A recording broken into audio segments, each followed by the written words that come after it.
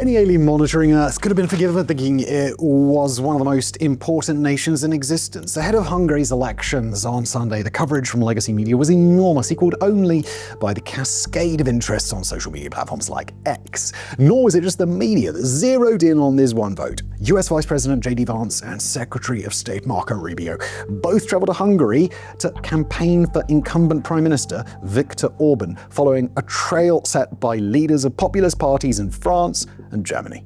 President Donald Trump dialed into a rally of Orban Fidesz party to tell Hungarians to support their leader. More covertly, there were multiple reports of Russian attempts at election interference as the Kremlin tried to sway the vote in Orban's favor.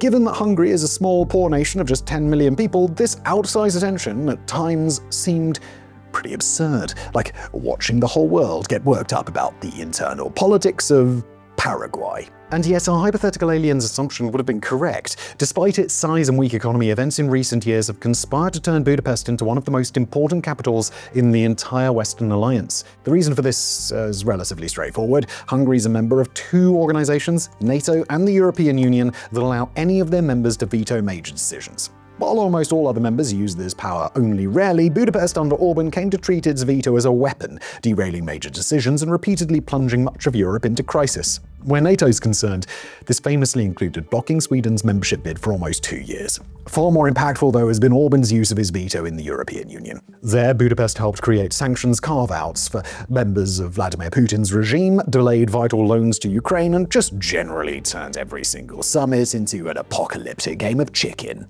To call this frustrating for Europeans would be to severely undersell it. Hungary is a net receiver from the bloc, meaning that the Orban regime was kept afloat by money flowing from taxpayers in richer countries. Buddy Budapest then used to campaign ferociously against European values while trying to undermine the bloc from the inside. But what was a source of irritation for European leaders was an existential threat to Ukraine. With the United States no longer providing direct support, instead allowing partner nations to buy American kit and donate it to Kyiv, Ukraine is utterly reliant on Europe to keep it in the fight against Russia's invasion. So when Orban recently vetoed a €90 billion loan to Kyiv that A, Budapest had already agreed to, and B, was specifically designed so not a single penny of Hungarian money would be included in it, well, let's just say that the stakes were high. So high that they threatened to potentially collapse Ukraine's war effort. In other words, it's fair to say that Hungary really had managed to take on an international role way beyond what its size and wealth would warrant.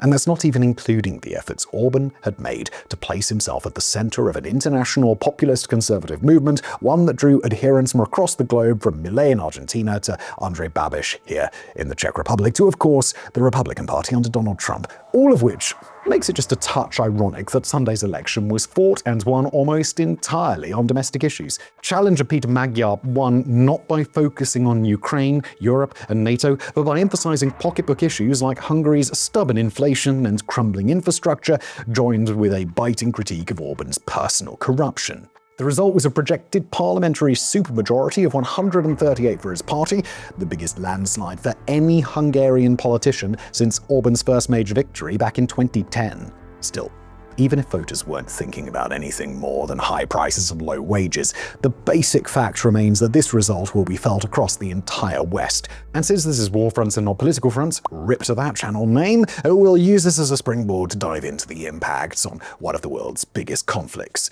the Ukraine war. Now, if you were paying close attention to this election, you might already know that the winner, Peter Magyar, isn't exactly the kind of guy to wreath himself in sunflowers, drape himself in the Ukrainian flag, pump his fist, and shout "Slava Ukraine." A long-time insider of Orban's Fidesz party, Magyar has been pretty open about the fact that he does not support sending weapons to Ukraine, isn't keen on the idea of the country joining the EU, and has criticized Zelensky for his verbal attacks on Orban. So you might ask, why are we being so bold as to predict a major improvement in Kyiv's position? Well, the first reason's Europe. Magyar's vision of Hungary seems to be one in which the country sits at the heart of the EU, working in cooperation with its neighbors, rather than skulking in the wings and shaking its fist like a pantomime villain.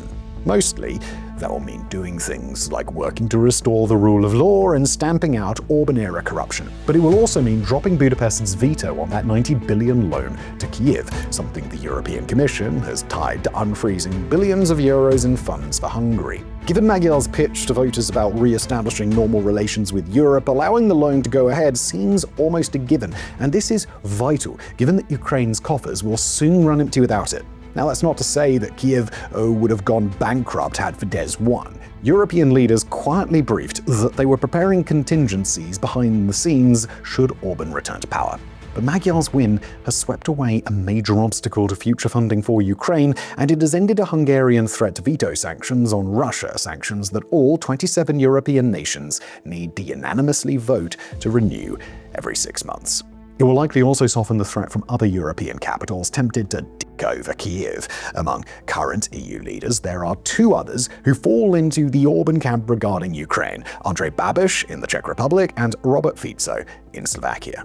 Of the 2, Babiš has always been the lesser worry. His anti-Ukraine rhetoric was never particularly sharp, and he mostly seems focused on extracting concessions, like a guarantee that no money from Czech taxpayers would be used in the 90 billion euro loan. Slovakia's Fico, though, is a different beast. Not only do polls show that huge numbers of his party's voters approve of Russia and disapprove of Ukraine, but the Slovak premier had also threatened to keep blocking European initiatives even if Orban lost the election. The scale of Orban's defeat makes that substantially less likely. For all his bluster, Fico has a history of eventually lining up with the rest of the EU when crunch time comes, and Orban's massive rejection by voters may well be in the back of his mind, given Slovaks are due to go to the polls next year.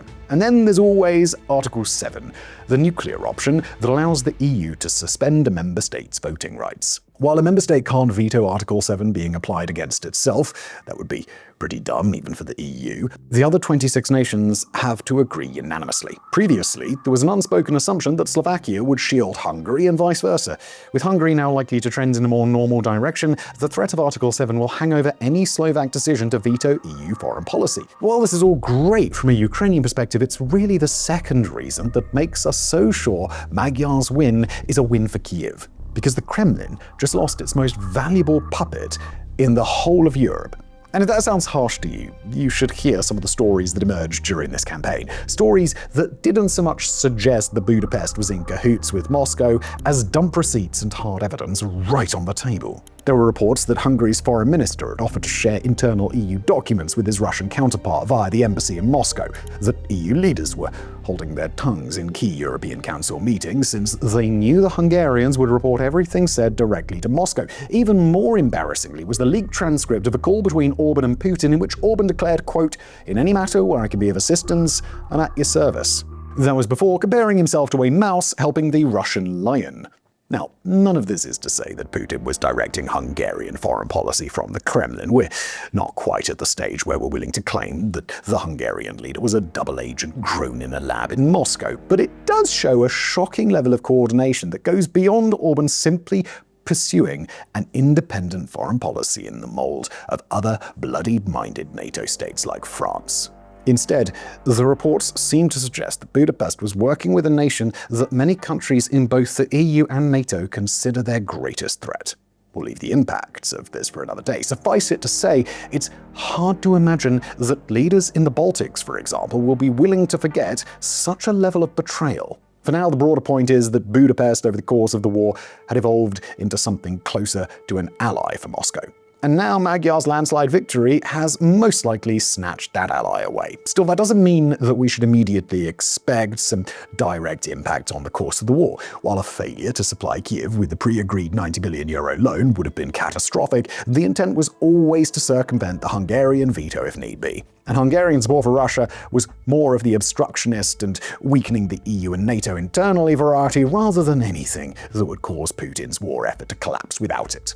But make no mistake, there will be consequences from this. Under the threat of Hungarian veto, Ukraine has been unable to make long-term financial plans in case the worst happens. That should no longer be an issue going forward, and it's hard to overstate the erosion of the pro-Putin populist right standing in Europe, with its standard-bearer now robbed of his stage and leverage. For anyone who supports Ukraine in its war, or just the concept of a united Europe, Orban's departure into opposition was a moment to savor. Yet this wouldn't be WarFronts if we ended on a positive note, would it? So let's close out this episode with a warning. While the end of Orban's government means the end of 16 years of obstructionism for Europe as a whole, the issues that made his gains possible haven't gone away.